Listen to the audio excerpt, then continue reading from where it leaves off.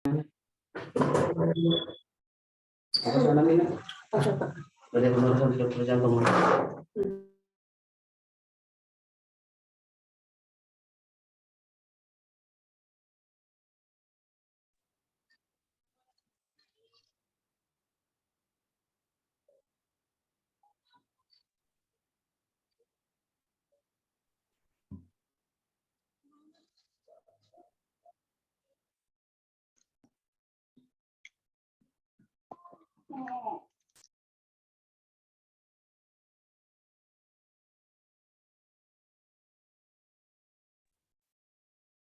Pak, tiba-tiba ini ada apa ini? Ada yang lewat, sayanya sudah dilempar keluar. Oke, saya join lagi. Oke, 5 itinerary ataupun rundown. Yang pertama, welcoming speech from me as CEO ASEAN Lecturer Community. The second, short video about ALC. Jadi kalau Bapak belum tahu apa itu ASEAN Lecturer Community, you can look in the short video. Karena di situ akan terlihat nanti siapa-siapa saja Board of Trustee dari Indonesia, dari Singapura, Malaysia, Thailand, Kambodia, dan lain-lain. Kemudian yang ketiga, kita pergi ke sharing session. Jadi Pak, selalu ditanya nih siapa yang bicara dulu ya. Nah, kita akan lihat alfabet Pak. Sebagai dosen kita kan selalu gunakan alfabet ya. A, B, C, D. Jadi Dadang D gitu kan, Joni G gitu kan. Atau J gitu, kalau Ibu Yuniarti Y gitu. Jadi kalau gitu D, J, Y. Jadi Pak Dadang bicara awal, kemudian yang kedua Pak Joni, dan ketiga Ibu Yuniarti. Jadi saya bukan karena bias gender ya Bu Yuniarti, sorry ini soal nama aja. Jadi supaya saya tidak di su nanti, makanya saya selalu gunakan alfabet name. Tapi selalu ada juga speaker yang tiba-tiba bilang, Pak Reza, I will to the second speaker sajalah because I am lagi kalang kabut nih, kata orang Malaysia macam ni. Kan cakap kan campur-campur gitu ya Pak. Okey lah kalau you request tak apa-apa lah, tapi saya bagi tahu lu that this way with the alphabet name, kayak gitulah. Jadi nomor 3 adalah sharing session nanti dari Pak Dr. Dadang, dari Dr. Joni, dan kemudian Ibu Yuniarti. Nanti setelah satu pembicara pertama kita ada refreshing dulu dengan satu lagu dari Kang Indah Gumilang, Is the Co-host. Yang keempat, kita akan pergi ke question answer, tanya jawab.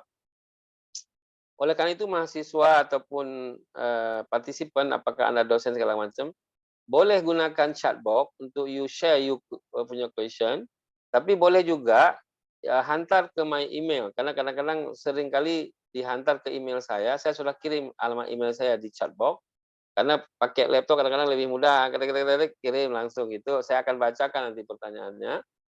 Ataupun Anda mau ngomong secara langsung by lips, gunakan mikrofon pun no problem. You can to raise your hand.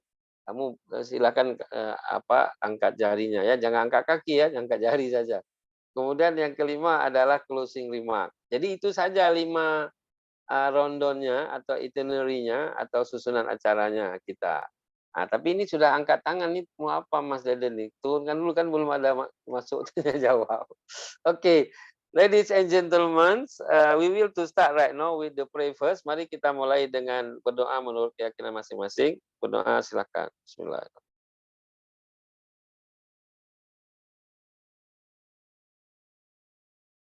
Terima kasih.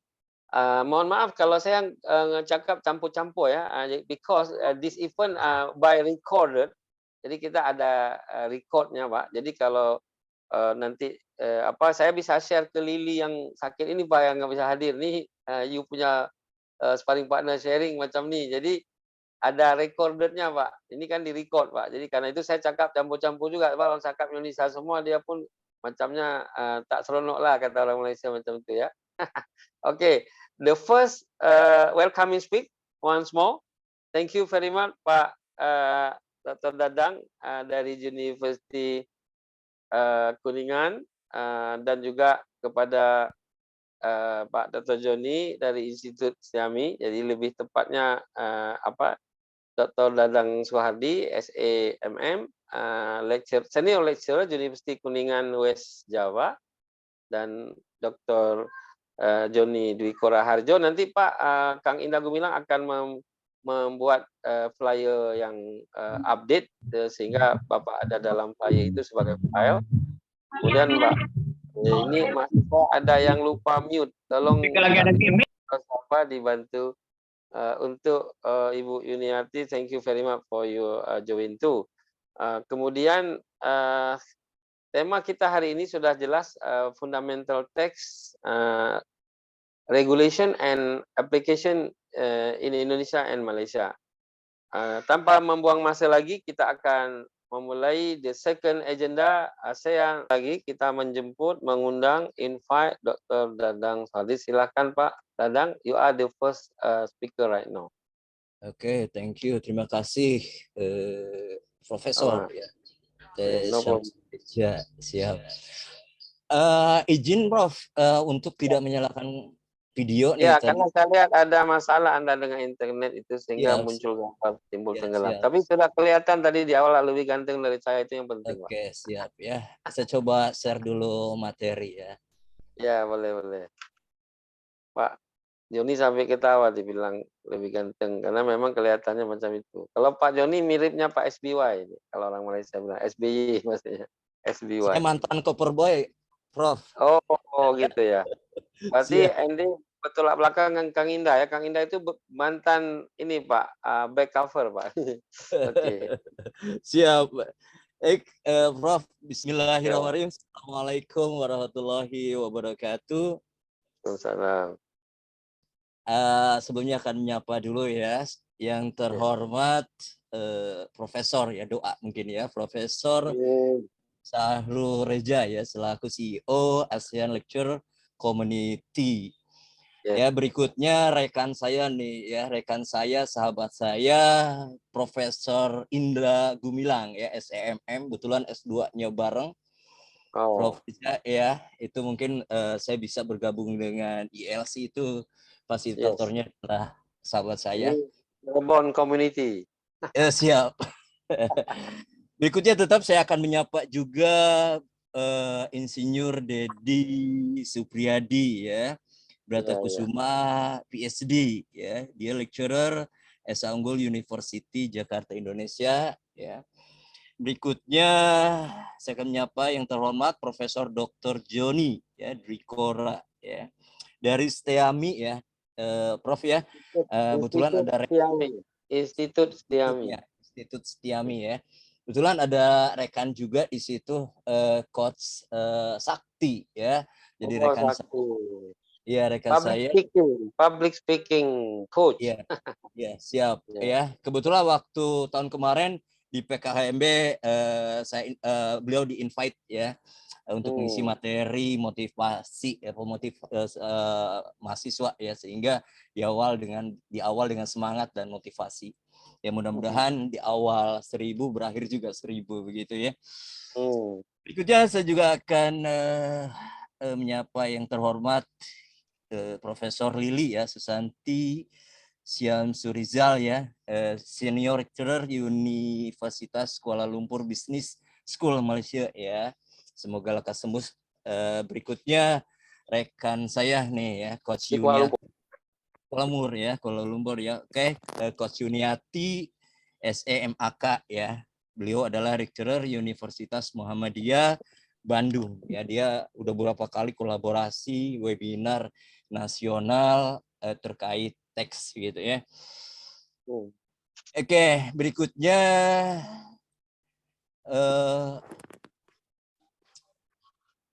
I want to introduce myself ya. My name is Dadang. My complete name is Dadang Suhardi ya. Saya di Fakultas Ekonomi Bisnis Universitas Kuningan ya, ada 2 program studi, akuntansi dan manajemen. Alhamdulillah dua-duanya sudah terakreditasi A ya. Kalau untuk Ciayu Pajak Kuning, program studi akuntansi baru 1, yaitu di Fakultas Ekonomi Bisnis Universitas Kuningan. Berikutnya saya diamanahi sebagai Wakil Dekan 2. Jadi untuk kompetensi di bidang kepemimpinan saya coba ikut certified terkait dengan leadership ya. Jadi nomor 1 sampai dengan nomor 7 itu terkait dengan leadership ya. CLMA ya, Certified Leadership Management Associate, dan seterusnya. Di program manajemen itu ada 4 konsentrasi atau bidang kajian. Yang pertama operasional, saya dampingi dengan Certified Operational Associate. Begitu. Yang kedua adalah bidang kajian keuangan, manajemen keuangan, saya dampingi juga dengan Certified Financial Report. Dan yang ketiga adalah Human Resources atau SDM, saya dampingi juga dengan nomor 10 dan nomor 11. Berikutnya S2, S3-nya adalah marketing, dan itu harus diperkuat dengan kompetensi. Saya ambil nomor 12 sampai 20. Berikutnya adalah pendamping, MOS, dan berikutnya 2325 itu diplomat in strategi manajemen dari IBM ya. Dan 2628 itu saya di samping dosen juga trainer ya. Jadi saya harus didampingi juga dengan certified trainer. Nah, kaitan dengan kompetensi di perpajakan, saya S1-nya adalah akuntansi, berikutnya saya mengambil privat pajak A, B, dan C, dilanjut dengan mengambil certified, beberapa certified dari Asosiasi Teknisi Perpajakan Indonesia. Jadi di Indonesia itu baru yang mengeluarkan certified dari Asosiasi Teknisi Perpajakan Indonesia. Jadi di BNSP itu belum ada khusus untuk pajak. Yang ada adalah skema pajak, ininya adalah certified akuntan ya. Jadi masuknya ke certified akuntan.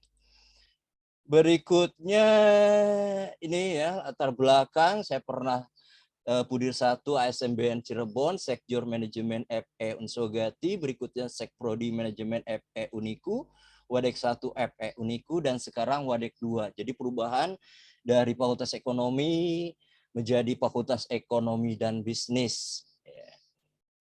Berikutnya organisasi ya, sebagai Dewan Penasehat Forum Guru IPS seluruh Indonesia, dan juga saya sebagai penasehat suara utama gitu ya. Dan ini jejak digital sebagai narasumber itu tinggal Bapak Ibu yang luar biasa nih peserta webinar internasional ILC.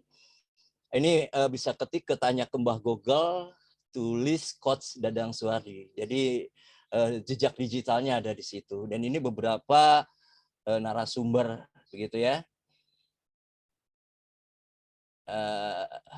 Dan pengabdian kepada masyarakat 3 tahun berturut-turut sebagai anggota ya di pemberian penghargaan kepada pegawai negeri sipil di lingkungan Kabupaten Kuningan, dan yang keempat adalah ketua tim seleksi penjaringan pegawai Perumda BPR Kuningan. Baik, sebelum ke materi, saya minta dengan semangat Bapak Ibu mahasiswa dari beberapa universitas untuk mengetik di chat room ya. Pagi ini saya semangat mengikuti webinar internasional ILC. Silakan Bapak Ibu, rekan-rekan mahasiswa untuk menulis di chat room pagi ini. Saya semangat mengikuti webinar internasional ILC. Silakan. Kalau dilihat dari peserta itu sudah 200-an lebih ya. Silakan ya Bapak Ibu.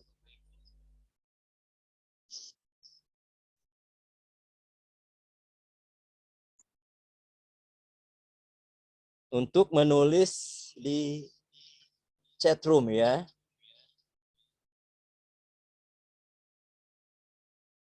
Belum ada nih. Pagi ini saya semangat mengikuti webinar internasional ILC. Oke, makasih. Luar biasa. Yes, terima kasih ya. Pagi ini saya semangat. Wah, luar biasa. Terima kasih ya.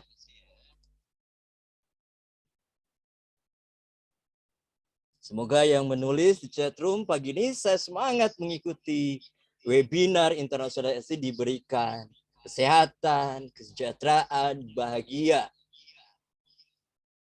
Oke, wah luar biasa ya. Terima kasih banyak. Oke, berikutnya akan saya tampilkan waktu terbaik untuk otak kita, ya. Sekarang kita mulai pukul 9, mungkin diakhiri dengan sampai dengan pukul 11 ya. Apa itu? Belajar, mengerjakan tugas. Wah, luar biasa. Kegiatan yang membutuhkan konsentrasi. Mudah-mudahan di sini banyak novelty-nya begitu ya, hal-hal yang baru begitu ya. All start is difficult. Langkah awal adalah sulit ya. Mudah-mudahan di sini adalah aflarung, titik pencerahan untuk kita ke depan begitu ya. Oke, kita lanjutkan ya ke materi. Ya, pajak itu apa? Ya, definition of tax ya. Tax is contribution from the people to the state treasury based on the law, which can be enforced without receiving and direct tangible benefit. Keuntungan ya, kontra performance atau kontra prestasi, and which is used to pay for public expenditure. Ya, dari situ ada unsur-unsur tax atau element of tax. Number one, contribution from the people to the state. Number two, based on the law. Number three, without direct tangible benefit. Number four, used to finance the state household expenditure.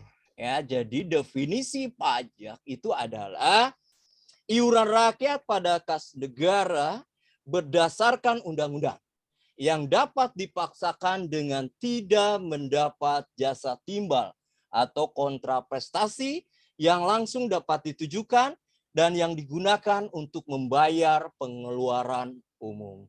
Jadi dari definisi tadi ya, kita turunkan ya menjadi unsur-unsur atau elementary pajak. Yang pertama, iuran dari rakyat kepada negara berdasarkan undang-undang tanpa jasa timbal yang secara langsung dapat ditunjuk digunakan untuk membiayai rumah tangga negara. Ya. Dari pengertian pajak tersebut kita coba turunkan ke pengertian retribusi. Ya, retribusi adalah sama ya, iuran rakyat, tapi bukan pada kas negara, tapi pada kas daerah. Berdasarkan bukan undang-undang, tapi peraturan daerah, bisa SK Bupati, kalau kabupaten, SK Wali Kota, atau Kota Madya, yang dapat dipaksakan dengan tidak mendapat jasa timbal kontraprestasi yang langsung dapat ditujukan dan yang digunakan untuk membayar pengeluaran umum. Begitu ya, ini juga bisa diturunkan ke unsur-unsur retribusi. Nah, kalau di kampus bagaimana? Ada uang kuliah atau SPP. Uang kuliah adalah iuran, bukan rakyat tentunya, iuran siswa atau iuran mahasiswa pada kas, bukan negara tentunya, pada kas perguruan tinggi. Ya, jadi kalau kita bicara perguruan tinggi, ada akademi, ada institut, gitu ya, ada sekolah tinggi, ada universitas. Berdasarkan SK, ya, kalau akademi SK direktur, kalau institut SK rektor ya, sekolah tinggi juga SK rektor, universitas SK rektor yang dapat dipaksakan. Ya, jadi kalau tidak bayar uang kuliah, tidak bayar SPP, ya nggak bisa mengikuti proses pembelajaran dari mulai perkuliahan 14 pertemuan, berikutnya ada asesmen UTS begitu ya, UAS atau praktikum misalnya perpajakan dan seterusnya. Itu ya, jadi dipaksakan dengan mendapat tentunya. Kalau ini tidak mendapat jasa timbal. Tadi sama halnya dengan retribusi ya. Retribusi itu mendapat jasa timbal ya. Yang tidak itu adalah pajak. Jadi kalau retribusi mendapat jasa timbal itu apa? Jadi kalau kita parkir ke mall, 1 jam ketentuannya 4.000, jam berikutnya 2.000. Misalnya Bapak Ibu rekan-rekan itu parkir 1 jam 1 menit, itu dikenakan 4.000 plus 2.000. Jadi tetap 6.000. Ya, jadi retribusi dipaksakan dan mendapat jasa timbal. Apa jasa timbalnya? Rasa aman. Jadi Bapak Ibu parkir di situ bebas ke mall dan tidak ada rasa aman di situ ya. Jadi Begitu juga untuk SPP ya atau uang kuliah. Jadi ada mendapatkan jasa timbal, dosennya kompeten, begitu ya, fasilitasnya, begitu ya, laboratoriumnya lengkap dengan komputer yang update, begitu, dan ditujukan untuk digunakan untuk membayar pengeluaran perguruan tinggi. Salah satunya untuk kompensasi dosen, tenaga kependidikan dalam bentuk gaji, gitu ya, fasilitas dan lain-lain. Begitu juga bisa diturunkan ke unsur-unsur SPP.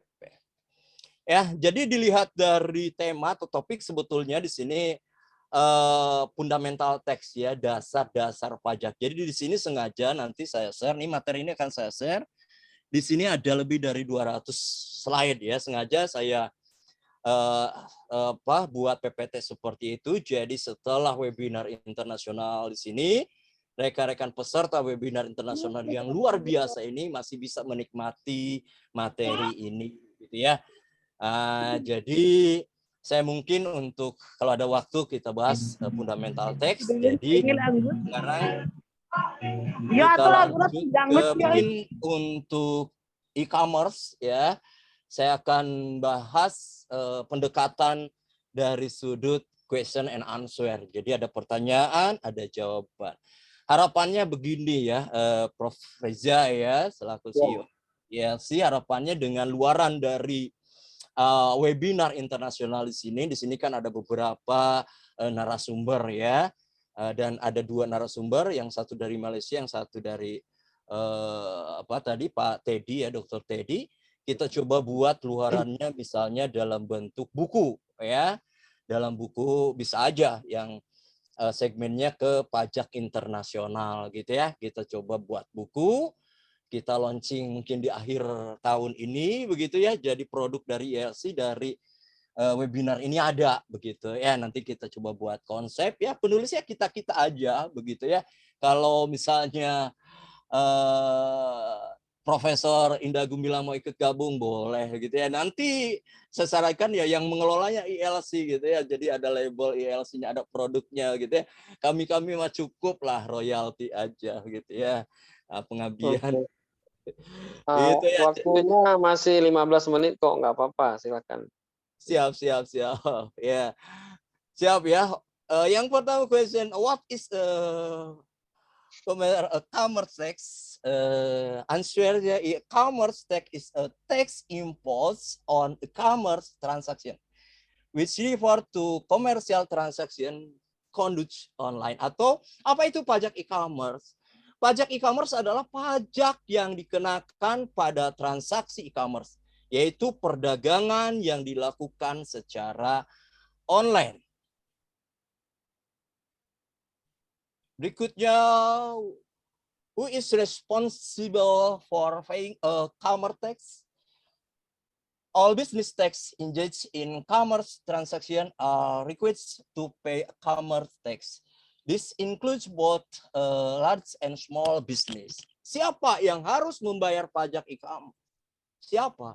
Semua pelaku usaha yang melakukan transaksi e-commerce harus membayar pajak e-commerce. Hal ini termasuk baik pelaku usaha besar maupun pelaku usaha kecil, small ya.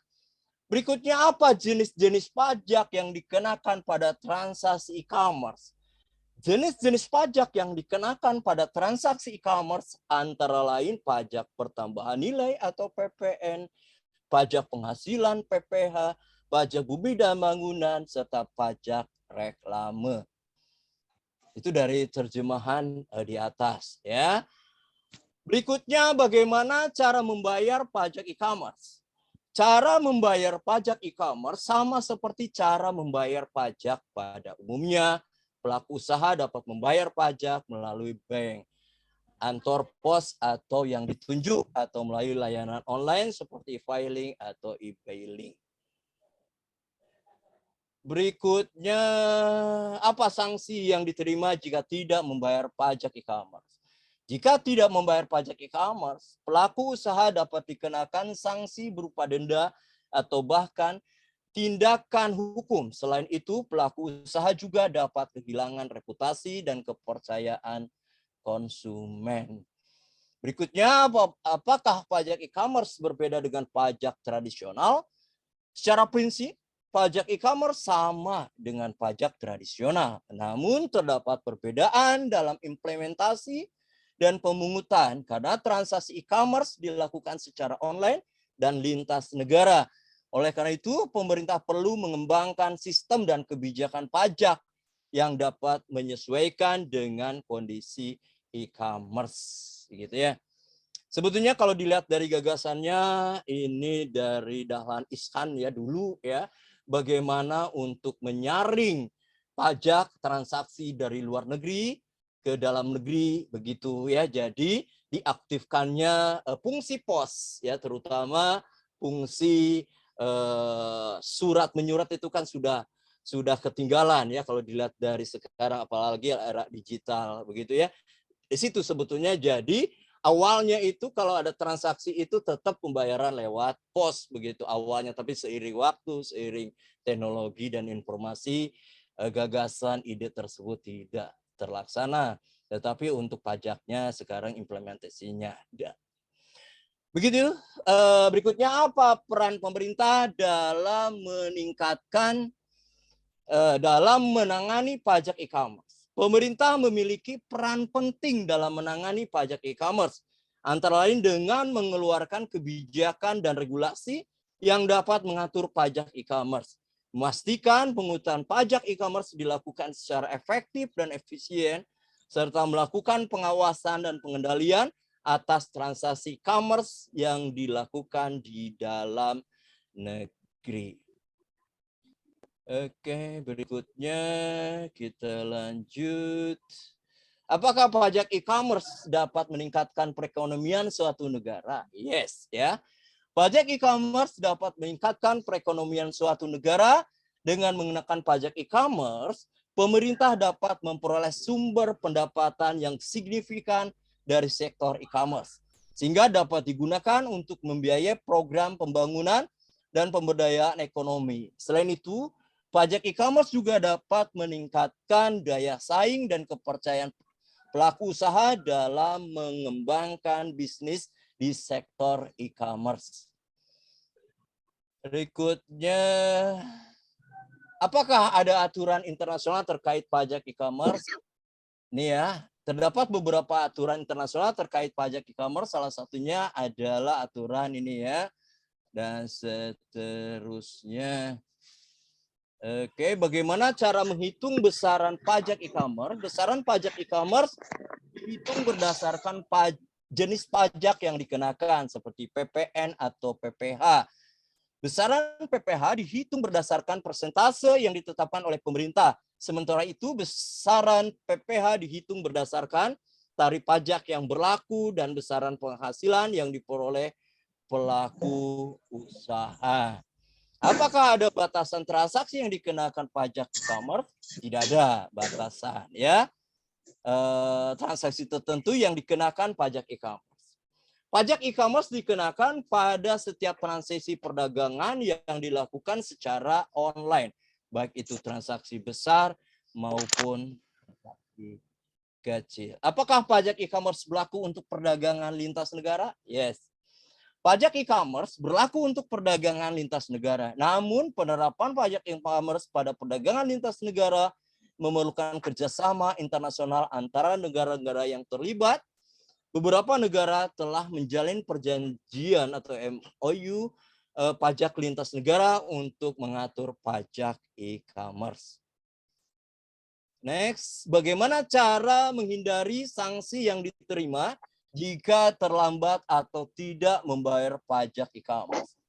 Cara terbaik untuk menghindari sanksi yang diterima jika terlambat atau tidak membayar pajak e-commerce adalah dengan membayar pajak tepat waktu dan sanksi dengan ketentuan yang berlaku. Jika terlambat membayar pajak, sebaiknya segera melunasi pajak yang sebelum dilakukan dan membayar denda yang telah ditetapkan oleh pihak berwenang. Apakah pajak e-commerce sama dengan pajak online shop? Pajak e-commerce dan pajak online shop memiliki kesamaan, yaitu keduanya terkait dengan transaksi perdagangan yang dilakukan secara online namun pajak online shop lebih mengacu pada pajak yang dikenakan pada pelaku usaha kecil yang menjual produk secara online melalui platform e-commerce. Sedangkan pajak e-commerce lebih mencakup semua jenis perdagangan yang dilakukan secara online. Oke, berikutnya. Waktunya tinggal 10 menit. Siap. Apakah pajak e-commerce dapat menghambat perkembangan e-commerce? Pajak e-commerce tidak seharusnya menghambat perkembangan e-commerce. Asalkan pajak tersebut diberlakukan secara adil dan proporsional.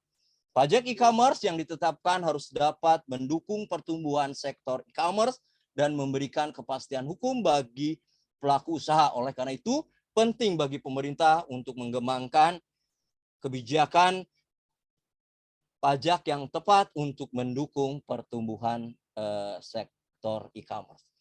Mungkin itu saja yang bisa saya presentasikan. Di sini masih banyak ya. Jadi pendekatannya yang saya sampaikan di PPT ini adalah question answer atau soal jawab. Mahasiswa lebih tertarik membaca buku soal jawab. Terima kasih.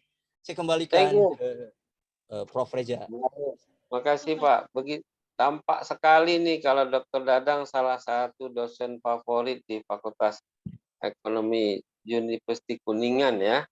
Jadi tapi saya belum yakin juga sih sebelum saya diundang ke sana untuk makan ikan bakar apa gitu ya.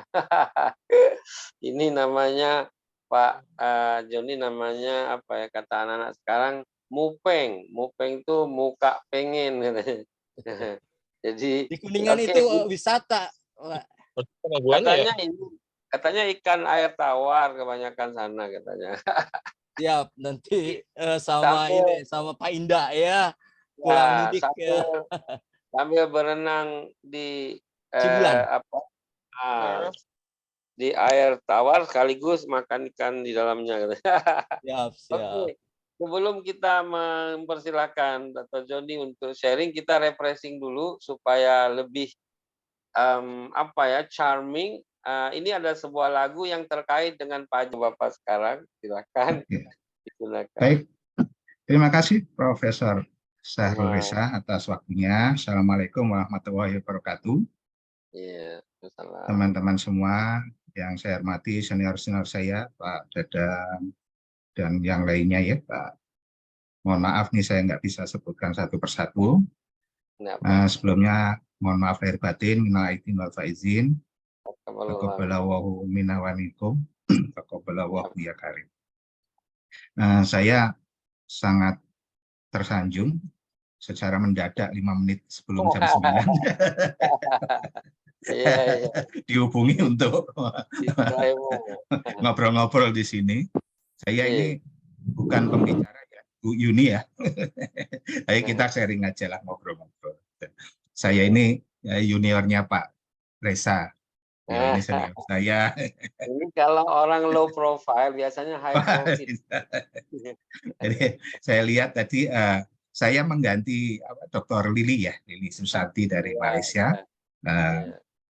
Insya Allah saya akan berpartisipasi di sini. Tadi saya lihat bahan-bahannya Pak Prof. Dadang, Dr. Dadang sudah tentang pajak penghasilan. Saya lihat Bu Yuni tentang PBB ya Bu ya, PBB.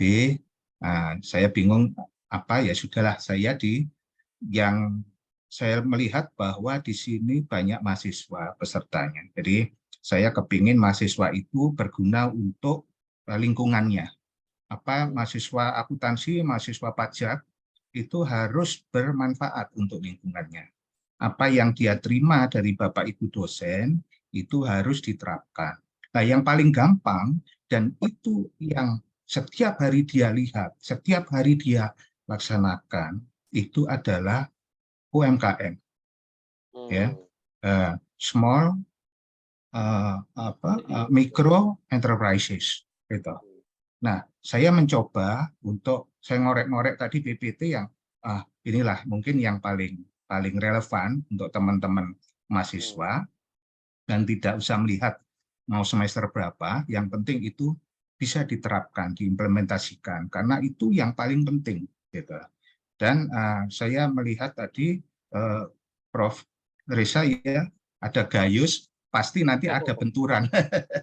Tugas mahasiswa kalau ada di kampusnya Ibu Yuni, Pak Dadang, dan Pak teman-teman yang lain, dosen-dosen yang ada mempunyai relawan pajak, itu pasti akan kasihan mereka pada saat melakukan penyuluhan, kan ada minimal ada 2 tugas dari relawan itu, yaitu memberikan asistensi kepada masyarakat, wajib pajak orang pribadi, juga memberikan penyuluhan secara yang enteng-enteng saja. Itu pasti akan mendapat tekanan itu, Prof. Reza. Betul. Ya, tapi insya Allah lah dengan pajak itu kan sifatnya sebetulnya gotong royong. Gotong royong. Itu kalau ada teman dari UI tempo hari mengatakan bahwa pajak itu adalah perampokan secara legal. Penghasilan yang kita diambil, tapi kata Prof. Dadang tadi adalah berdasarkan undang-undang, jadi bisa dipaksa. Tapi oke lah, itu enggak usah, bukan urusan kita. Yang penting kita secara bismillah, nawaitunya adalah bergotong royong, saling kita punya penghasilan yang lebih dari ketentuan undang-undang, yang itu yang kita bayar pajaknya sesuai dengan aturan yang berlaku, dan itu digunakan untuk kemakmuran masyarakat. Pembangunan negara itu membutuhkan dana. Kalau tadi diberitahu oleh Prof. Dadang bahwa unsur-unsur dalam pengertian perpajakan itu yang terakhir adalah digunakan untuk membangun negara, untuk semaksimal mungkin wealth untuk masyarakat. Mohon izin, Prof, saya akan share PPT saya. Silakan. Sebelumnya saya berapa menit dikasih waktu, Pak Prof. Reza? Boleh sampai 20 menit, 25 menit, no problem. Baik, baik. Izin sebentar. Ya. Okay, right now very clear with the I mean this the apa ya, green ya, Tosca. Ya. Oke. Oke.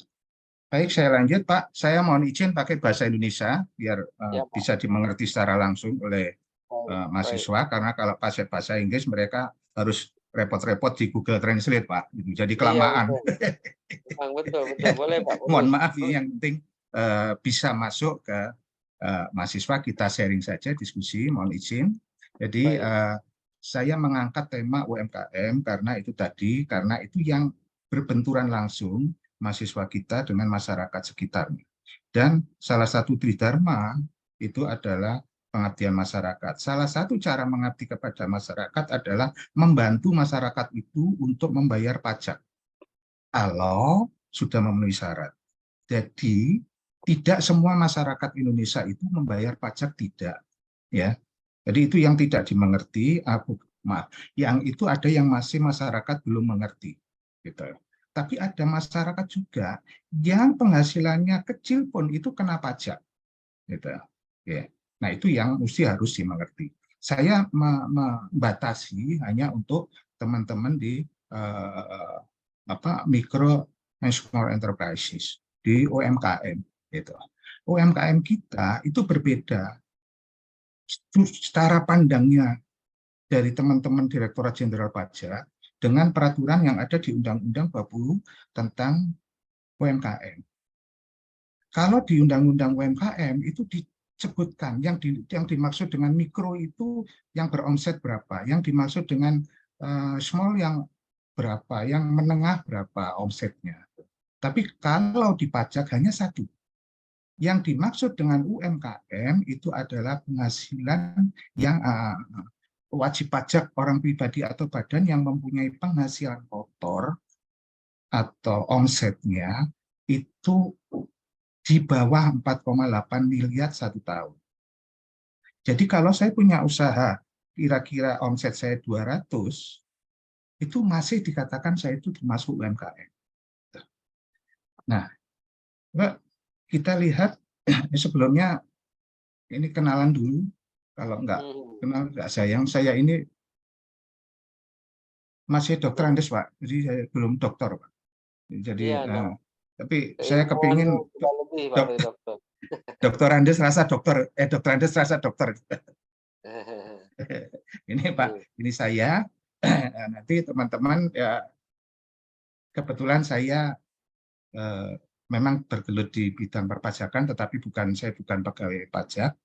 Saya mengajar pajak. Saya pernah jadi ketua tax center, pembina tax center di lingkungan Setiami. Saya membantu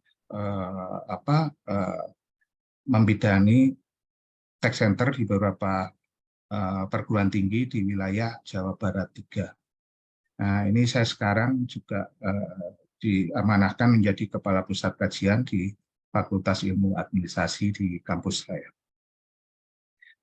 Beberapa tulisan yang sudah publish di luar book chapter, ini saya baru 4 Pak, insya Allah nanti sebentar lagi sedang 5 nantinya. Ini silakan teman-teman, ini masih relevan dengan peraturan-peraturan perpajakan kita. Ini semua tentang perpajakan. Secara umum perpajakan Indonesia ada, secara tax planning saya ada buku di situ penerapan pajak, manajemen perpajakan dan output ya. Ini enggak promosi tapi mudah-mudahan menambah sumber referensi teman-teman mahasiswa kalau membuat skripsi atau membuat artikel penelitian. Oke, teman-teman semua, sudah beberapa kali teman-teman di kantor pajak itu memberitahukan bahwa dari 1 juta uang pajak kita yang kita setorkan ke negara itu digunakan, dialokasikan untuk beberapa kepentingan ini. Ya. Nah, itu termasuk pendidikan itu cukup banyak. Ya, itu inilah alokasi untuk dari pajak yang kita kumpulkan dan kita setor kepada negara. Nah, khusus untuk UMKM itu ada beberapa aturan. UMKM itu diatur equal treatment-nya itu benar-benar pada tahun 2013. Jadi rasa keadilannya sesuai dengan asas Adam Smith itu mengatakan bahwa pemotong pajak boleh memotong salah satunya itu harus nomor 1 bahkan itu equal, harus ada rasa keadilan. Bagaimana ability to pay-nya itu membayar pajak sesuai dengan kemampuan masyarakat. Sedangkan UMKM kita tahu bahwa omsetnya terbatas. Jadi dia akan merasa keberatan kalau diperlakukan dengan para pengusaha besar dengan tarif pajak yang sama.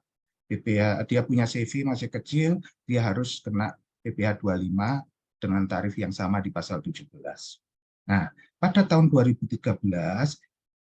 itu keluarlah aturan PP 46 tahun 2013, di mana itu mengganti.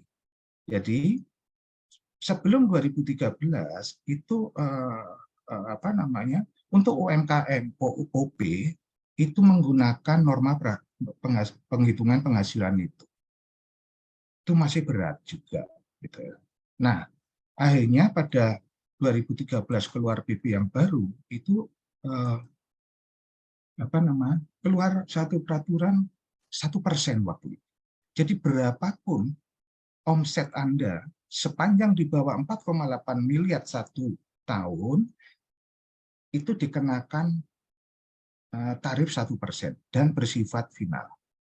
Silakan teman-teman mahasiswa kalau yang masih rancu apa itu final atau tidak final, nanti kita diskusikan di sesi diskusi. Ya. Nah, kenapa kok diperlakukan seperti itu? Karena rata-rata UMKM di Indonesia itu belum mengerti pembukuan. Ya. Belum mengerti pembukuan, tetapi dia mengerti tentang pencatatan.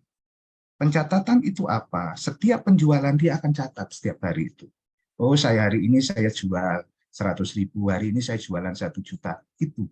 Kalau pembukuannya sampai keluar laba rugi di laporan keuangan dia itu saya bilang itu 80% itu nggak ada. Mereka nggak ngerti. Nah, ya itu yang jadi pertimbangan dari pemerintah untuk mengeluarkan aturan bagaimana cara mempermudah teman-teman UMKM untuk membayar pajaknya. Nah, Ini ya. Nah, UMKM itu 80% adalah OP. Dan salah satu yang terkuat, yang tidak terpengaruh dengan pandemi kemarin, itu adalah UMKM. Saya nggak bisa bayangkan kalau UMKM kita itu rendah gitu ya. Artinya umpama nggak ada UMKM, itu negara ini akan kacau dari penerimaannya. Karena banyak perusahaan-perusahaan yang di luar UMKM itu pada ambruk. Sedangkan UMKM secara non formal dia tetap berjalan. Ya. Warung-warung jalan, terus laundry jalan, semua jalan. Ya. Nah ini Bapak-Bapak audiens semua, ini jumlah perkembangan UMKM kita dari tahun ke tahun. Saya mohon maaf, ini masih saya di tahun 2017 karena ini tadi sifatnya sebagai pengganti mendadak saya belum menemukan PPT saya yang sampai tahun 2021 ya. Kalau 2022 saya yakin belum keluar karena sekarang masih belum selesai proses pelaporan SPT badan ya. Dan teman-teman mahasiswa saya juga, bimbingan saya juga sekarang sedang menunggu data tahun 2022 ya. Nah, ini apa sih pemerintah kita, Direktorat Jenderal Pajak itu membuat aturan pajak untuk UMKM ya ini ya, untuk mendorong agar perekonomian Indonesia semakin tumbuh. Asas equal treatment-nya jalan ya. Penghasilan yang lebih sedikit ya pajaknya kecil. Penghasilan yang gede ya dipajaki yang gede. Secara progresif harus. Ya. Terus, nah harusnya secara progresif. Namun di Indonesia ini rata-rata teman-teman UMKM itu tidak mempunyai pembukuan. Diberikan kemudahan, yaitu dengan cara bersifat final. Ya sudah, tidak usah hitung-hitungan laba rugimu berapa. Omsetmu aja berapa, nanti dikalikan dengan tarif yang ditentukan. Dan tarifnya murah. Ya. Nah, ini saudara hal-hal yang menjadi latar belakang kenapa pemerintah mengeluarkan peraturan. Nah kan sekarang itu sangat mudah. Sejak tahun kemarin ya, itu Pak Jokowi memerintahkan bahwa di bawah 500 juta omsetnya itu bebas pajak. Jadi teman-teman kalau mempunyai usaha, ini mahasiswa yang ada usaha, membuat kafe, kopi, kedai, apapun, mempunyai usaha apa itu reseller, terus menjualan online, tidak usah khawatir. Sepanjang di bawah 500 juta omset 1 tahun, itu bebas pajak. Ya, tetapi tetap lapor dengan bayar pajaknya nih. Ya. Nah, UMKM yang dimaksud di peraturan pemerintah ini itu bisa orang pribadi dan bisa badan usaha. Badan usaha bisa PT, CV, firma, koperasi. Nah, salah satu maksud yang terpenting di luar kemudahan tadi, keluarnya PP ini adalah mengajari agar rakyat Indonesia itu mempunyai pembukuan yang baik. Jadi, kalau saya menjual, saya punya dagangan bakso, saya ditanya, Pak Joni, berapa omsetnya hari ini? Oh, saya jualan 500.000. Untungnya berapa? Paling saya belanja 300.000, untung saya 200.000. Padahal itu kurang betul. Di situ ada biaya saya, biaya tenaga kerja, ada biaya bensin, ada biaya lain-lain yang transportasi yang untuk belanja itu. Nah, itu teman-teman UMKM, terutama mikro, itu tidak diperhitungkan. Nah, itu tidak bisa pembukuan seperti itu. Makanya diberi jangka waktu 7 tahun untuk OP, untuk agar bisa melaksanakan itu. Jadi teman-teman, terutama mahasiswa yang di lingkungannya banyak pegawai-pegawai yang ini ya, yang mempunyai usaha, boleh dibantu itu. Ya, tetangganya, calon mertua juga gitu, bantu ya, yang calon mertua ini biar cepat prosesnya nanti jadi mantu beneran. Dibantu Pak, ini Bapak harus jangan ngomong bayar pajak, tapi Bapak harus melakukan kewajiban, memenuhi kewajiban perpajakannya. Nah, gitu. Memenuhi kewajiban perpajakan, tidak harus membayar pajak, tidak. Ini yang sering keliru. Makanya masyarakat itu sudah, kalau sudah datang diterangin pajak, udah. Padahal tidak, ya. Nah, jadi di situ kalau memenuhi syarat, barulah dikenain pajak. Kalau itu usaha UMKM, itu yang dikenain pajak ya yang di atas omsetnya 500 juta dengan tarif 0,5%, sangat murah, sangat murah. Ya, nah kalau di atas 4,8 miliar 1 tahun itu baru dikenakan tarif umum di pasal 17. Ya, nah ini yang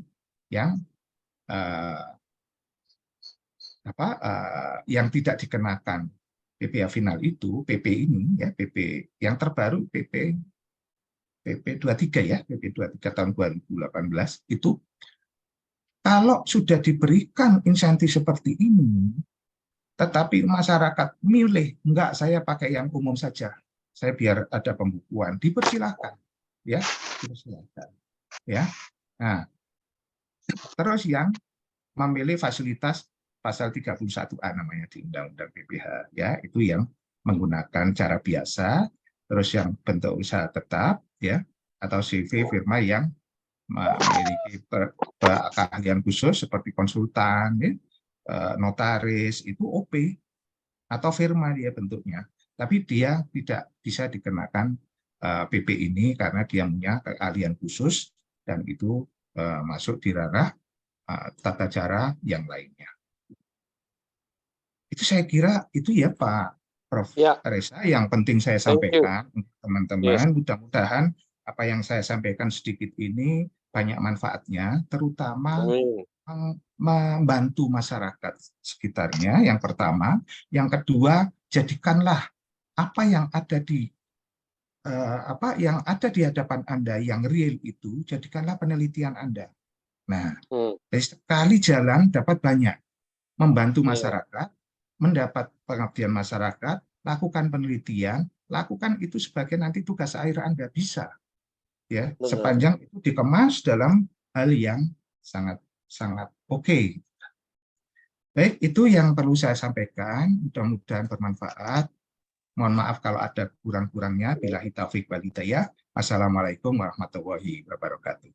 Waalaikumsalam. Very appreciate Pak atas sharingnya. Saya kira sangat make sense dengan apa yang mahasiswa kita ingin mendapatkan tambahan wawasan.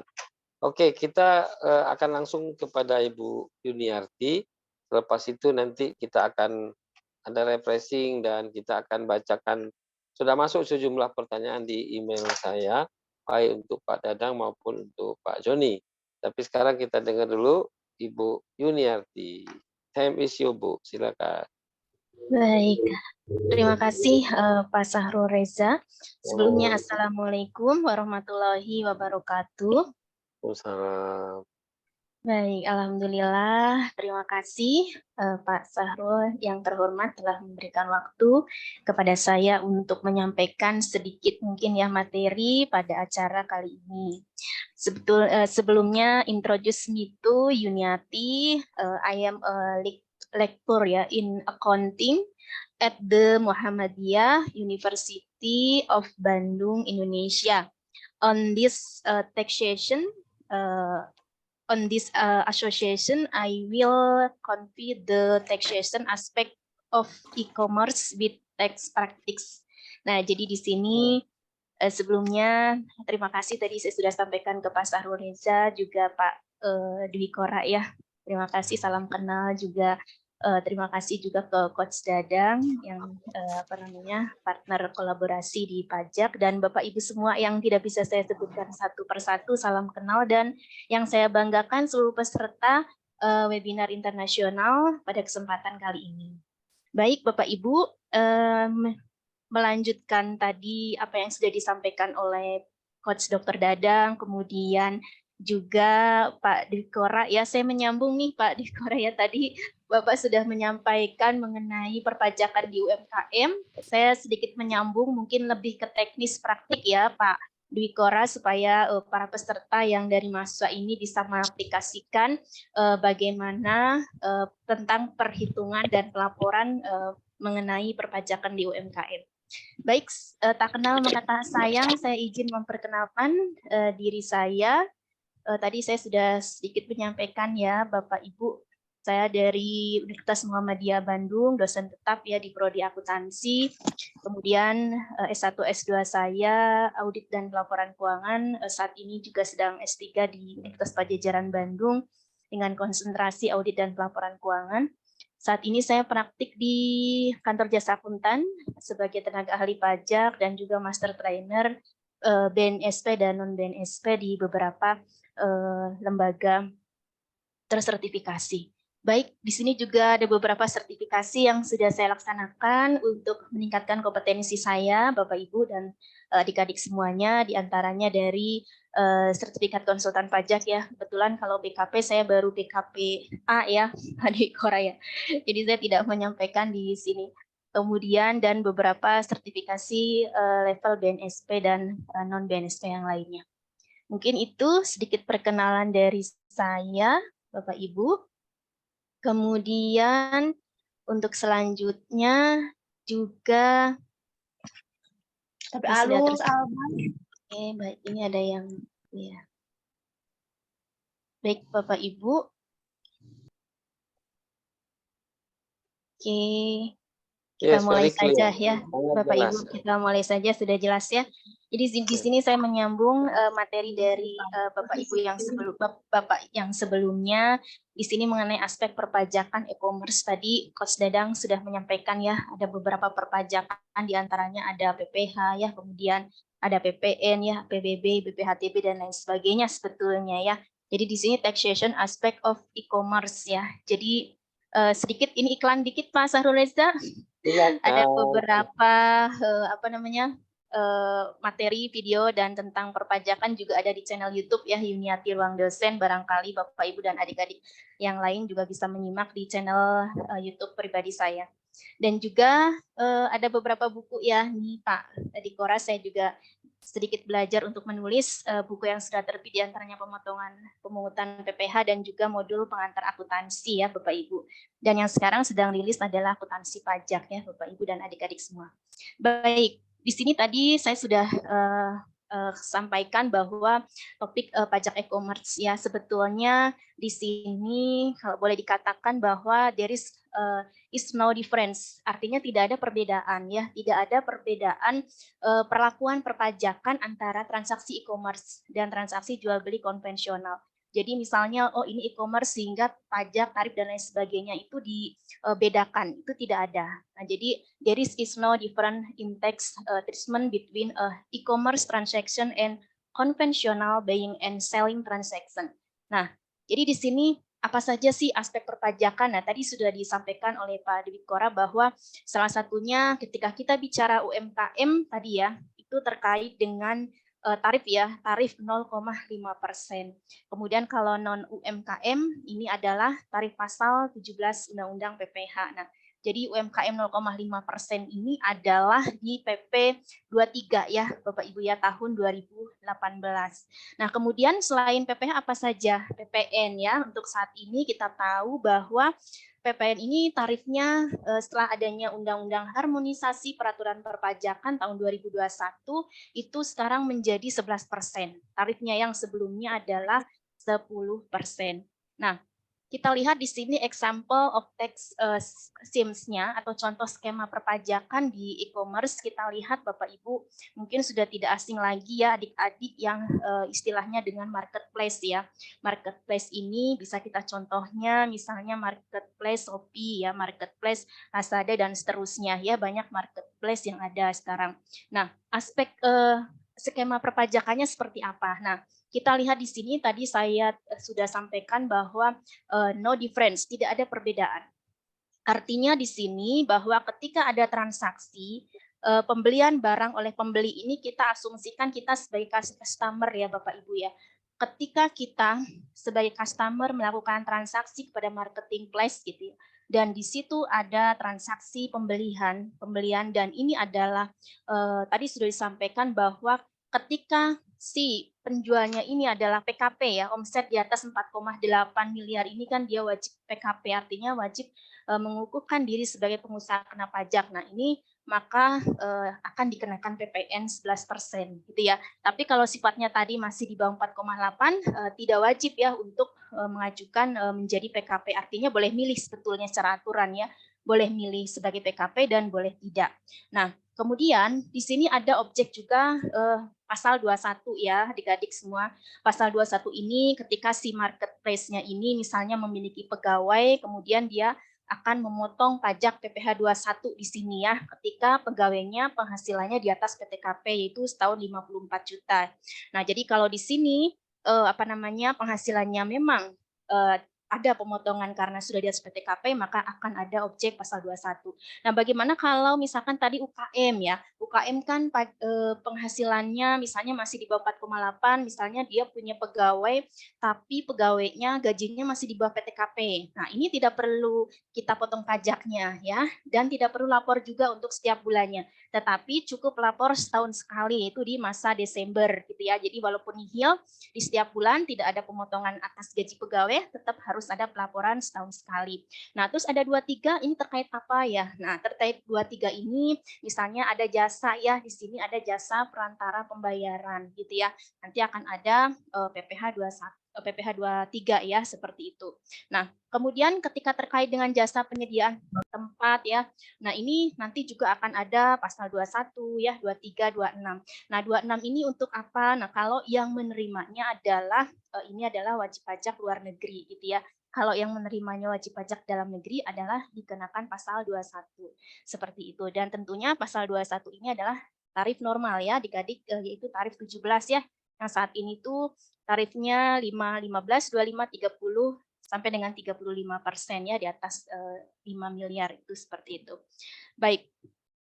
Untuk sedikit pembekalan mungkin ya, tadi menyambung materi dari Pak Dwi Kora ya, seperti apa sih praktik di lapangan ketika kita akan memberikan sosialisasi misalnya ke lingkungan terdekat ya. Pak Dwi Kora tadi sudah menyampaikan bahwa kita tidak harus bayar pajak gitu ya. Artinya begini, setiap usaha itu tidak selalu harus bayar pajak ketika ada transaksi yang terjadi gitu ya. Nah, di sini menyambung dari tadi Pak Dwi Kora bahwa PP 23 tahun 2018 itu kemudian berlanjut kepada PP nomor 55 ya tahun 2022 itu tentang penyesuaian pengaturan di bidang pajak penghasilan. Nah, sebagai regulasi ini turunan dari Undang-Undang Harmonisasi Perpajakan ya nomor 7 tahun 2021. Nah, jadi di sini tadi sudah disampaikan oleh pemateri awal bahwa omset sampai dengan 500 juta itu adalah bebas pajak. Nah, bebas pajak ini adalah untuk UMKM wajib pajak orang pribadi. Ya, jadi kita tahu bahwa di negara kita, khususnya di Indonesia, bahwa kalau aturan di Indonesia ya ada wajib pajak yang sifatnya perorangan, begitu pula UMKM ada yang belum berbadan hukum. Nah, itu adalah perorangan, wajib pajak orang pribadi, ada juga yang berbentuk badan hukum, berbentuk PT, CV, dan seterusnya. Nah, di sini berdasarkan PP nomor 5 tahun 2022, ketika omset sampai dengan 500 juta, ini tax free, artinya tidak perlu membayar pajak. Nah, teknis perhitungannya bagaimana? Misalnya begini, asumsikan di tahun 2022 itu ada selling in online store, misalnya ada si A omset setahun itu 1 miliar misalnya. Nah, ini di tahun 2022 Januari misalnya 200 juta. Kemudian Februari 300, kemudian Maret 400. Nah, atau kalau kita lihat di sini,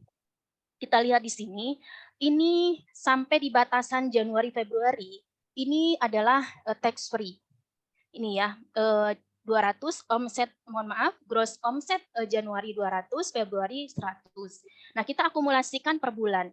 Januari 200 ditambah Februari 300, ini saya contohkan berarti masih tax free. Kemudian di Maret itu ada 100. Berarti masih 400. Di Mei ditambah 200 kan 600. Nah, jadi dari 600 omset, gross omset sampai dengan Mei 600, yang cukup kita bayar pajak adalah omset is taxable-nya adalah 100 juta. Seperti itu. Karena apa? Karena di sini taxable turnover limit-nya yang bebas pajaknya adalah 500 juta. Nah, sehingga di sini kita akan membayar pajak dari 100 juta.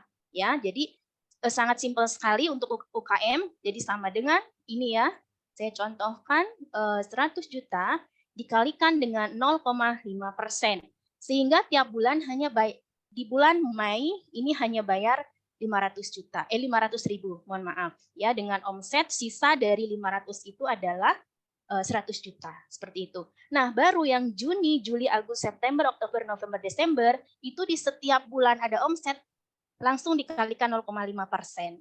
Karena apa? Karena sudah melewati batas taxable limitnya, yaitu 500 juta. Seperti itu, sehingga untuk wajib pajak orang pribadi, ya berdasarkan PP 55 tahun 2022, itu adalah hanya 0,5% dari 500 juta. Kalau omset setahunnya adalah 1 miliar tadi. Nah, Bu, bagaimana kalau UMKM saya itu sudah berbadan hukum? Bagaimana untuk hitung dengan tarif 0,5? Nah, ini berdasarkan aturan, untuk yang WP badan itu tidak ada fasilitas untuk yang bebas pajak, sehingga dia adalah langsung 0,5% dikalikan dengan omset, dengan gross omsetnya, yaitu 1 miliar ini. Itu ya, Bapak Ibu. Nah, jadi di sini tax free for individual taxpayer, jadi hanya untuk orang pribadi. Nah, kemudian bagaimana Bu pelaporan bulanannya? Nah, ini kan kita bayar tiap bulan ya Bapak Ibu, misalkan Mei 2022, nah kita bayar paling lambat tanggal 15 next month, berarti 15 Juni 2022, dan seterusnya, seperti itu. Nah, apakah perlu dilaporkan untuk bulanannya? Tidak perlu, cukup untuk bayar saja. Nah, SPT ada 2, adik-adik, ya. Jadi ada SPT masa dan SPT tahunan. Ketika bulanannya sudah dibayar, karena ini menggunakan PP 23 tahun 2018, next PP 55 tahun 2022, maka di SPT tahunannya dia lapor. Periodic tax reporting-nya no, annual income tax report-nya adalah yes. Jadi kita akan lapor SPT tahunannya saja, seperti itu. Nah, bagaimana kita melaporkannya? Tadi Pak Dikora sudah menyampaikan bahwa kita harus memahami final dan tidak final. Final, ya PP 23 ini adalah final. Final artinya tidak perlu diperhitungkan lagi pajaknya di annual income tax reporting. Ya, jadi SPT tahunannya tidak perlu dibayar lagi. Nah, kalau yang saya contohkan adalah orang pribadi, maka di SPT tahunannya kita cukup lapor saja Adik-adik ya. Jadi tinggal masuk di 1770 Romawi 3. Ini saya contohkan untuk yang wajib pajak orang pribadi. Nah, misalnya di sini tadi atas finalnya adalah 1 miliar ya, Adik-adik ya. Berarti di sini adalah kita tinggal masukkan saja di sini adalah 1 miliar. Nah, tapi 1 miliarnya untuk PPh-nya bukan 0,5 dari 1 miliar, tapi 0,5-nya ini adalah dari 500 juta. Nah, jadi ini. Nah, jadi yang dimaksud final ini kita cukup menginput saja dan tahunannya pasti nihil. Sepanjang tidak ada penghasilan lain di luar dari usaha yang tadi sudah dilaporkan final. Seperti itu. Nah, Bu, bagaimana kalau misalnya selain saya punya usaha, saya jadi direktur di PTX misalnya. Nah, itu beda lagi. Artinya kalau dia jadi direktur, dia dapat bukti potong 1721 bersifat tidak final, maka nanti dia akan ada masuk penghasilan tidak final, kemudian nanti bukti potongnya bisa dikreditkan.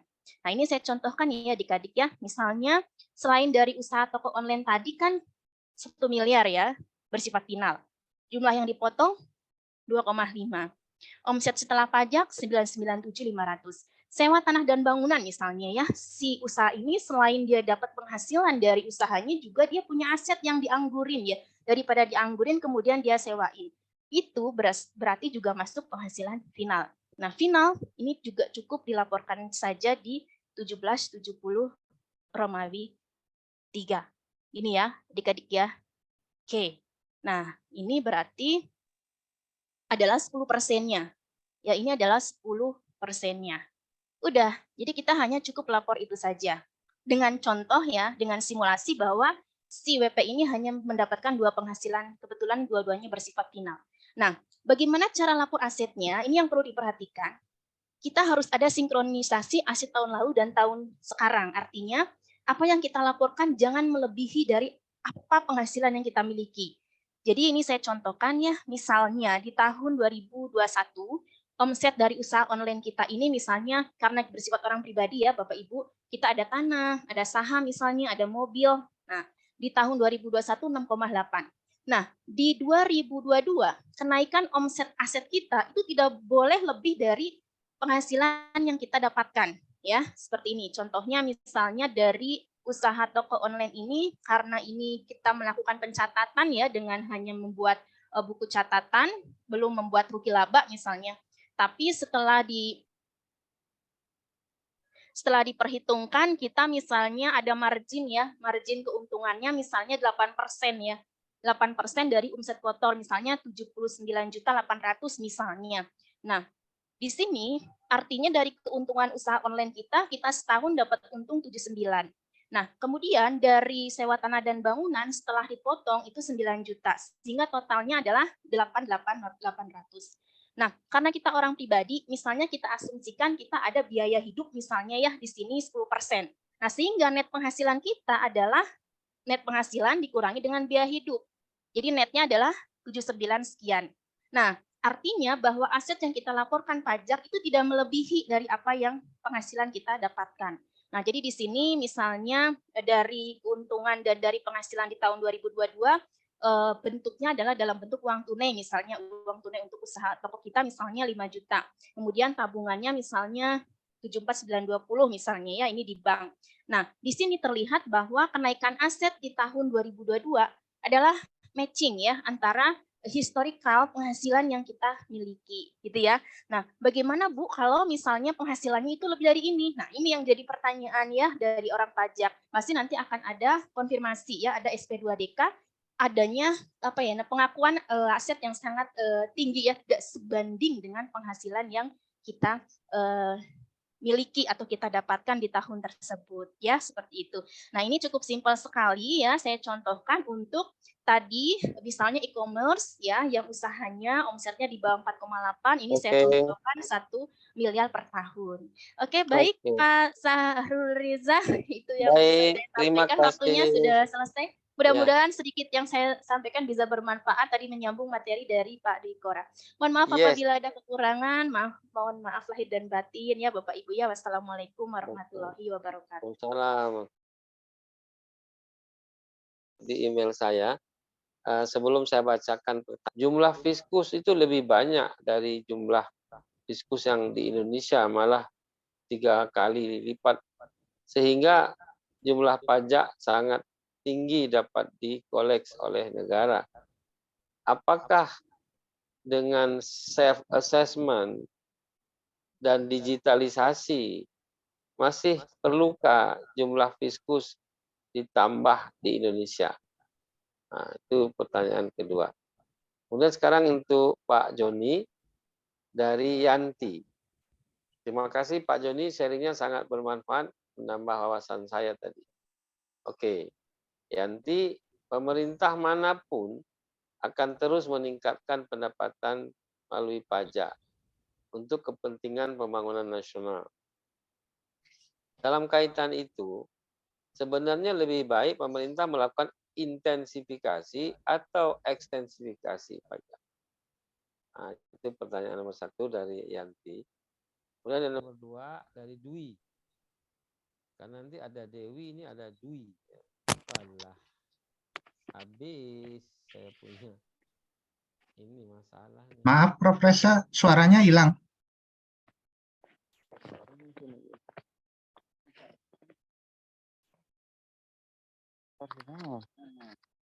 Mantap.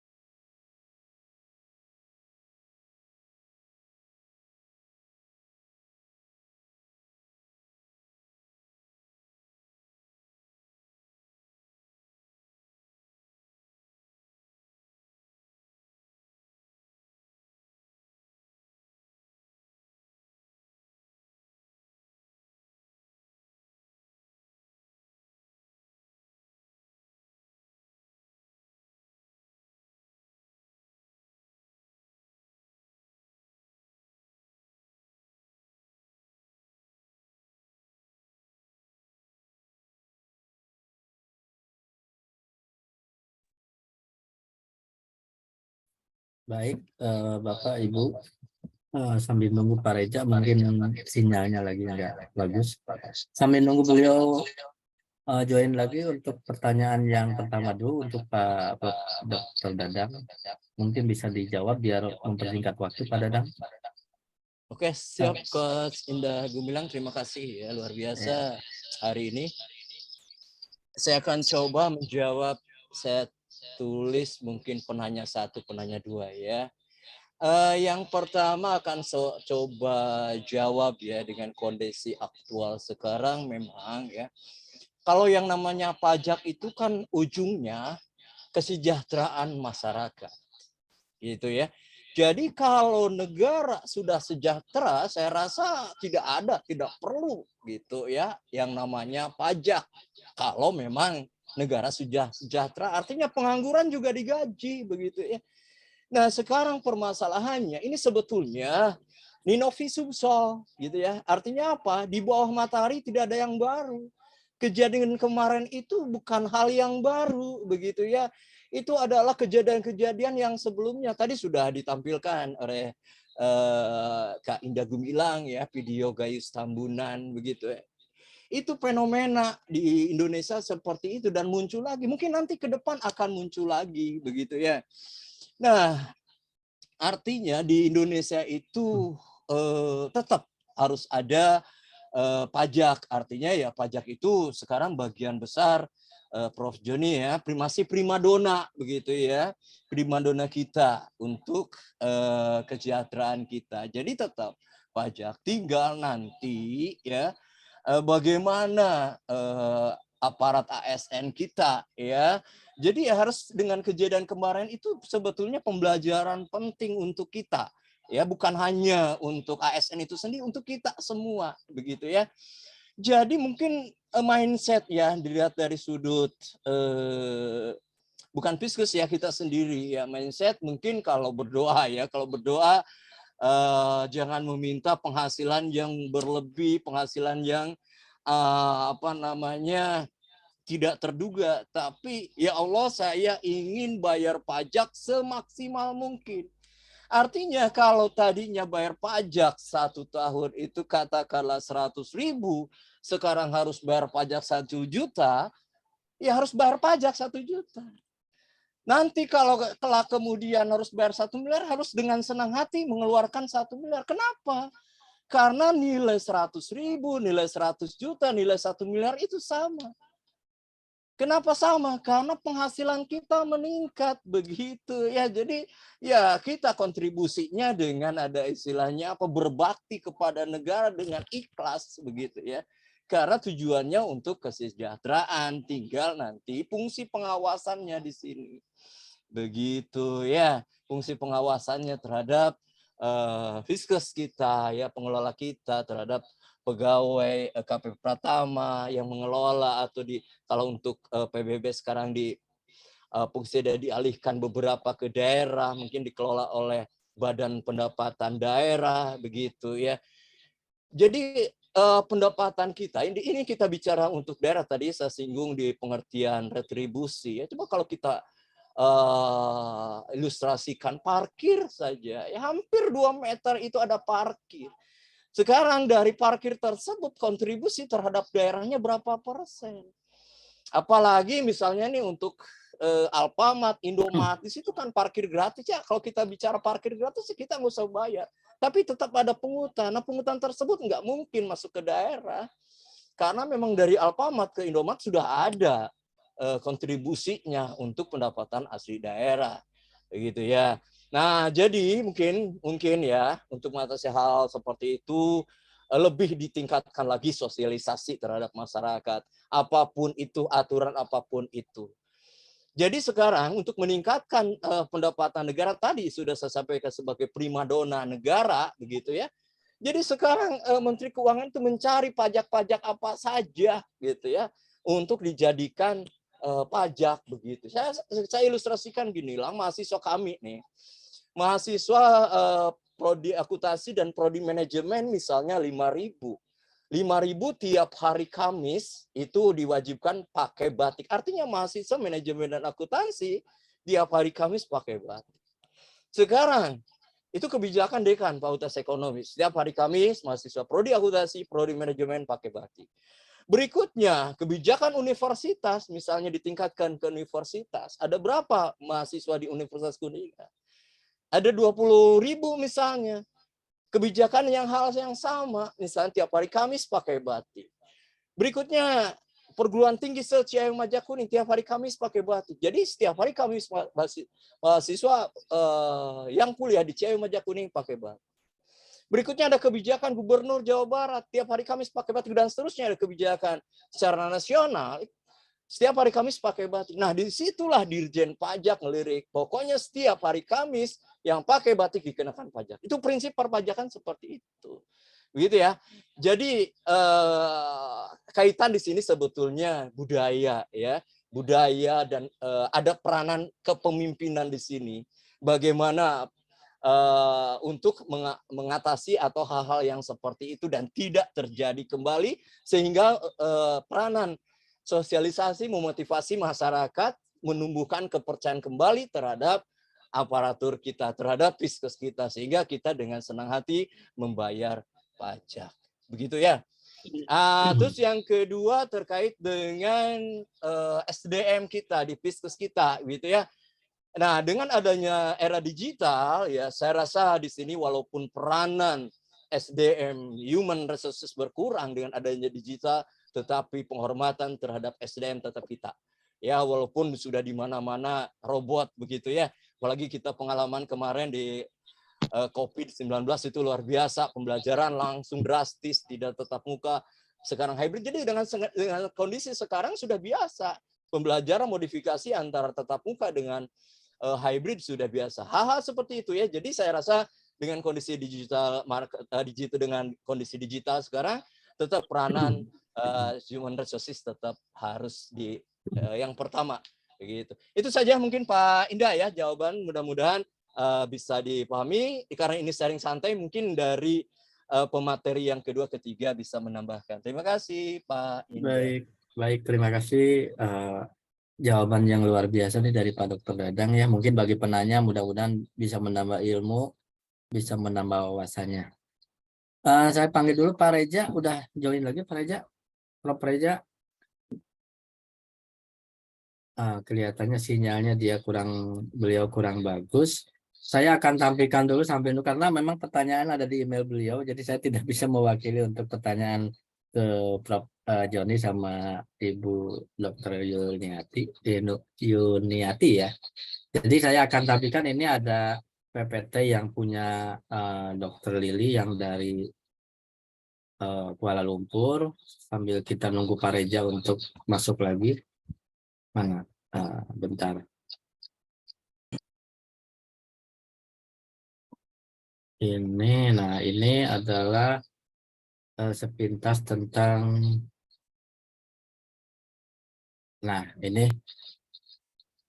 Beliau sebetulnya semalam udah kirim PPT, dan ini nanti akan saya share ke grup untuk wawasan teman-teman mahasiswa, adik-adik mahasiswa.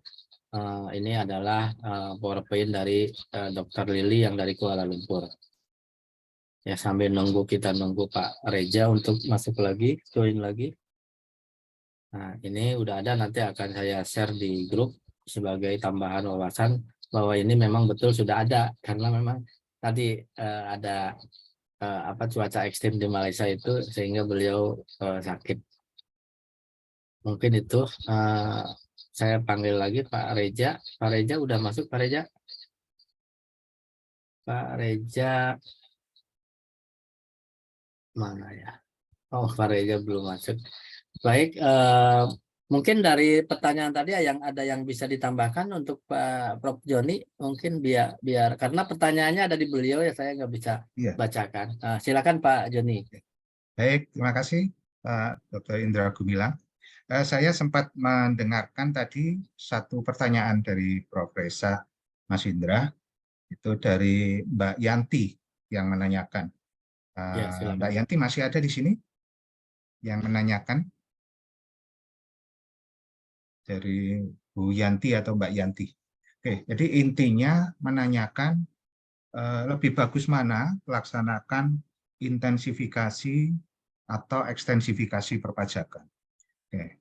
Mbak Yanti, menurut saya itu dua-duanya bagus, ya. Dua-duanya bagus. Dua-duanya perlu dilakukan oleh Direktorat Jenderal Pajak. Melakukan intensifikasi pajak itu memelihara, tanda kutip, ya. Quote and quote-nya adalah memelihara WP yang sudah ada supaya lebih patuh. Karena tingkat kepatuhan di Indonesia itu masih belum sesuai dengan ekspektasi kita. Nah, bagaimana dilakukan pembinaan, bagaimana dilakukan penyuluhan, bagaimana dilakukan pengertian yang baik supaya wajib pajak yang sudah ada di dalam ranah DJP itu tidak keluar. Jadi dia tetap sebagai wajib pajak dan menjadi lebih patuh. Caranya bermacam-macam, tapi tidak dengan cara ditakut-takuti. Saya pernah berdiskusi dengan teman-teman di DJP Pusat bahwa di SP2DK itu atau di surat-surat yang lain itu mesti ada ancaman. Kalau dalam waktu sekian lama tidak nah itu yang menghindar wajib pajak jadi takut gitu loh. Ya. Sulit untuk ini. Nah, jadi intensifikasi perlu. Ekstensifikasi perlu juga. Kenapa? Kita masih membutuhkan dana-dana untuk pembangunan. Dan tadi Prof. Dadang bilang bahwa primadona pendapatan negara itu masih dari pajak. Dan itu memang betul. Nah, wajib pajak di Indonesia itu pun masih belum sesuai, rasionya masih sangat kecil dibandingkan jumlah penduduk produktif yang menghasilkan penghasilan yang harusnya kena pajak. Nah, inilah yang harus dicari. Bagaimana caranya? Ya tentu saja DJP tidak bisa bekerja sendiri. Harus bekerja sama dengan instansi yang lain. Biro Pusat Statistik, BPS, dengan akademisi, ya, dengan menyaring bekerja sama dengan perguruan-perguruan tinggi yang ada di kota-kota atau daerah-daerah. Ya. Contohnya dengan relawan pajak, itu sangat membantu. Karena wajib pajak itu terus terang saja lebih senang berkomunikasi dengan mahasiswa daripada dengan Fiskes. Dan itu diakui oleh beberapa Kakanwil.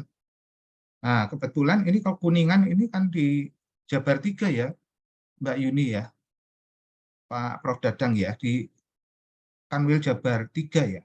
Nah, dulu itu eranya waktu saya masih megang Tax Center Setiami, Ibu Catur ya, Kakanwilnya, dan Pak Randy penggantinya, itu bilang sama saya, Mas, saya tolong dibantu memberikan sosialisasi ke masyarakat, terutama ekstensifikasi. Karena mereka itu lebih nurut dengan akademisi daripada dengan kami. Ya salahnya Bapak sendiri, hobinya nakut-nakuti masyarakat. Saya bilang gitu. Ya. Jadi intinya adalah ekstensifikasi maupun intensifikasi itu sama-sama penting. Cuman caranya itu yang harus lebih diperhatikan oleh pembuat kebijakan. Gitu. Saya sangat menyayangkan sebetulnya kemarin ada restorasi ini ada seksi kan ekstensifikasi dilebur ke seksi pelayanan. Nah itu menurut saya bilang pada saat ada pertemuan konferensi pajak di DJP Pusat itu kemunduran Bapak membuat itu. Saya bilang sama Pak Yoga, kemunduran itu Pak Yoga, Anda membuat kebijakan itu. Justru Anda cari penggalangan untuk WP-nya bertambah supaya peningkatan pendapatannya bertambah, tapi ekstensifikasinya Anda lebur ke pelayanan. Sedangkan pelayanan itu melayani yang datang dan memberikan penyuluhan untuk seksi penyuluhan, tapi tidak bisa gerak untuk ekstensifikasi. Itu kira-kira ya Mbak Yanti, semoga bermanfaat dan Anda puas dengan jawaban saya. Untuk pertanyaan berikutnya, mohon maaf nih Mas Dadang, saya tidak sempat mendengar tadi karena Prof. Reza keburu karena sinyalnya ya. Betul. Demikian Mas Dadang. Baik. Maaf, Pak Gumilang. Mohon maaf, Baik. mohon maaf Pak Dadang. Baik, ya Bapak, terima kasih jawabannya buat Mbak Yanti. Mudah-mudahan menambah ilmu, pengetahuan. Silakan tadi yang Pak Joni bilang kalau ada kolaborasi buat Mbak Yuni atau Pak Dr. Dadang untuk kolaborasi dengan Pak Joni Dwi Kora ini. Beliau pengalaman pajaknya juga luas. Silakan di chatbox tuker-tuker email atau nomor telepon supaya kolaborasi ini akan berlanjut. Baik, untuk pertanyaannya, karena Pak Prof. Reja sampai sekarang belum masuk, ya di saya telepon juga tidak diangkat. Jadi Mas mungkin Dadang, mohon maaf, saya boleh nambahin sedikit enggak, Mas? Mumpung ada banyak mahasiswa. Silakan Pak, silakan. Oke, jadi pesan saya untuk teman-teman mahasiswa, gunakanlah manfaat yang sekarang ini Anda webinar, manfaatkan untuk penelitian. Karena mau enggak mau, mohon maaf nih, di Setiami masih memegang skripsi sebagai tugas akhir. Ya. Jadi ataupun penelitian yang lain sebagai pengganti tugas akhir, gunakanlah. Ini ada pakar-pakar di sini, ada Prof. Dadang, ada Dr. Yuni, ada Dr. Gumilang, itu silakan ya untuk menanyakan. Ya. Jadi bagaimana caranya Anda itu mengikuti satu webinar, tapi jangan lewat aja. Jadikan mantep di sini, tulis itu, kalau perlu jadikan salah satu tema skripsi Anda. Itu pesan saya, Pak Gumilang, mumpung ketemu dengan teman-teman mahasiswa. Baik, ya betul, bagus, betul Pak. Jadi memang selama ini yang saya perhatikan memang teman-teman mahasiswa itu jarang sekali ngangkat tentang pajak gitu ya. Jadi alangkah bagusnya kalau nanti tugas akhir atau skripsi itu angkatlah pajak, karena memang walaupun pajak kan perkembangannya selalu ada ya. Jadi jarang-jarang sekali mahasiswa yang angkat terkait dengan pajak. Baik, mungkin pertanyaan buat Mbak Yuni nanti di-share di grup saja karena Prof. Rejanya belum datang. Jadi karena waktu juga sudah menunjukkan jam 11 di waktu Tangerang ya. Karena saya posisi di Tangerang, Pak Yuni sama Bu Yuni, kalau Pak Reja di Bekasi. Jadi kita closing remark aja, mungkin dari Dr. Dadang dulu, barang 1 atau 2 menit untuk closing remark, kemudian Pak Joni dan Mbak Yuni. Silakan Pak Dadang. Oke, terima kasih Kak Indah Gumilang ya. Closing statement saya, perencanaan yang baik itu akan menghasilkan hasil yang optimal. Jadi segala sesuatu kita harus selalu melakukan dengan perencanaan. Terima kasih Kak Indah. Ya, baik, terima kasih. Silakan Pak Joni, Dr. Joni, silakan. Baik, terima kasih Pak Gumilang. Closing statement saya, jadilah mahasiswa yang bermanfaat untuk lingkungan dengan ilmu yang Anda punyai. Terima kasih. Baik, silakan Mbak Yuni untuk terakhir. Baik, bismillahirrahmanirrahim. Terkait dengan pajak, bagaimanapun kondisi permasalahan di negara kita, yang pasti adalah membayar pajak adalah kewajiban dari kita semua. Mudah-mudahan akan membawa keberkahan bagi bangsa dan negara. Terima kasih. Amin. Ya, ada ini kan slogan bahwa orang bijak bayar pajak. Baik, terima kasih teman-teman, luar biasa nih pemateri kita pagi ini. Mungkin saya sebagai co-host atau yang mengatur acara ini, mohon maaf kalau ada kekurangan. Pak Dr. Dadang, Pak Dr. Joni sama Ibu Dr. Yuni, saya mohon maaf waktunya sudah habis. Silakan untuk live, kita sambil live masing-masing untuk sambil dengarkan lagu ini. Kalau karena saya orang Sunda, jadi saya pakai bahasa Sunda. Pak Joni, silakan kalau mau dengerin boleh, mau live juga karena waktu sudah habis. Baik, assalamualaikum warahmatullahi wabarakatuh. Waalaikumsalam. Waalaikumsalam warahmatullahi wabarakatuh. Pak Dadang, terima kasih. Bu Yuni, terima kasih. Ya, hatur nuhun. Pak Gumilang, teman-teman semua. Ya, sama-sama. Hatur nuhun, Pak Gumilang.